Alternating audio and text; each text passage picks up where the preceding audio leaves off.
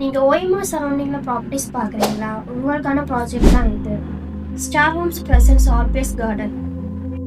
இந்த ப்ராப்பர்ட்டி பார்த்தீங்கன்னா DTCP under RERA approval plots. லேண்டாக போனீங்கன்னா 33 லட்சத்துக்கு கொடுக்குறாங்க, இல்லை வீடாக போனீங்கன்னா 50 லட்சத்துக்கும் கொடுக்குறாங்க.